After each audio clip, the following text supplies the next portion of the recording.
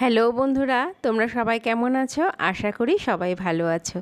আজ মঙ্গলবার একটা ছোট্ট ভিডিওর মাধ্যমে তোমাদের কাছে নিয়ে আসব সোমবারে আমার রান্নাঘরের কিছুটা অংশ। সোমবার সবসময় নিরামিষ খাওয়া না হলেও মাঝে মাঝে নিরামিষ খাওয়ার চেষ্টা করি। এই সোমবারটা আমরা নিরামিষ খাবারই খেয়েছিলাম।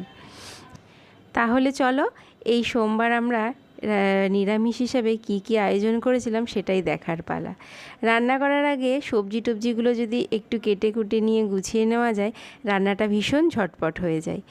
কিন্তু আমার এখানেই একটা বাজে অভ্যাস, আমি কখনোই গুছিয়ে সুছিয়ে নিয়ে রান্না করতে পারি না, জানো না। একদিকে হয়তো আমার কড়াই চাপিয়ে দিয়েছি, অন্যদিকে আমি সবজি কাটছি। এরকমভাবেই আমি রান্নাবান্নাগুলো করি। প্রথমেই করেছিলাম গাঁটি কচু দিয়ে মুগের ডাল, তারপরে ছিল দু রকমের ভাজা, আর করেছিলাম টক। এই কড়াইটা দেখে কেউ কিন্তু একদম হেসো না, এটা না আমার রান্নাঘরে প্রিয় একটা জিনিস।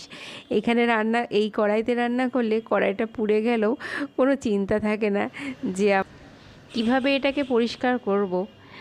যাই হোক, মাঝে মাঝে আমি এই কড়াইতে ভাজা টাজা করে মশলা টশলা কষিয়ে নিয়ে আমাদের যে মেন কড়াই, সেই কড়াইয়ে ঝোলটা ফোটানোর জন্য দিয়ে দিই। তাতে আমার বেশ সুবিধাই হয়। আজকের আয়োজনে ছিল জল টক, সব রকম সবজি দিয়ে সজনের ডাঁটার তরকারি আর আলু পটলের তরকারি, আর আগে ছিল ডাল আর দু রকমের ভাজা। এই ছিল আমাদের সোমবারের আয়োজন। তোমাদের যদি আমার ভিডিওগুলো ভালো লাগে তাহলে অবশ্যই একটা লাইক কমেন্ট শেয়ার করো, আর আমার চ্যানেলটা ফলো করতে কিংবা সাবস্ক্রাইব করতে একেবারেই ভুলো না কিন্তু। তোমাদের সহযোগিতা ছাড়া চ্যানেলটাকে আমি কোনো মতেই এগিয়ে নিয়ে যেতে পারবো না।